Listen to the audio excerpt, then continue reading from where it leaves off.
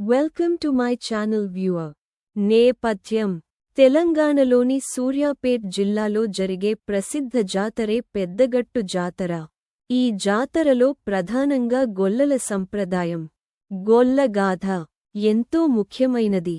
Narrator: Suryapet ప్రాంతంలో ఒక చిన్న గ్రామంలో గొల్లయ్య అనే గొర్రెల కాపరి ఉండేవాడు. అతను చాలా భక్తుడు, సాదాసీదా మనిషి. గొల్లయ్య: అమ్మా పెద్దమ్మ తల్లి, మా పశువులను కాపాడి మా కుటుంబానికి క్షేమం ఇవ్వమ్మా.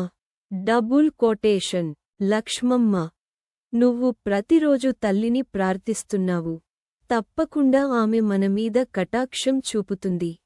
నరేటర్: ఒకరోజు గొల్లయ్య గొర్రెలతో అడవికి వెళ్లాడు. అక్కడ అతనికి ఒక అద్భుతం కనిపించింది. గొల్లయ్య ఆశ్చర్యంగా: ఇది ఏమిటి? ఈ పెద్ద గుట్టమీద వెలుగులు కనిపిస్తున్నాయి. డబుల్ కోటేషన్: నరేటర్: అతను దగ్గరకు వెళ్లి చూసినప్పుడు అక్కడ పెద్దమ్మ తల్లి ప్రత్యక్షమయింది. పెద్దమ్మ తల్లి: గొల్లయ్యా, నేను ఈ గుట్టలో నివసిస్తున్నాను. నన్ను పూజిస్తే మీ గ్రామానికి శ్రేయస్సు కలుగుతుంది. గొల్లయ్య: అమ్మా, మీ మాట ప్రకారం నేను అందరికి చెప్పి మీకు జాతర నిర్వహిస్తాను. నరేటర్: గొల్లయ్య గ్రామానికి వచ్చి ఈ విషయాన్ని చెప్పాడు. అందరూ కలిసి పూజలు ప్రారంభించారు.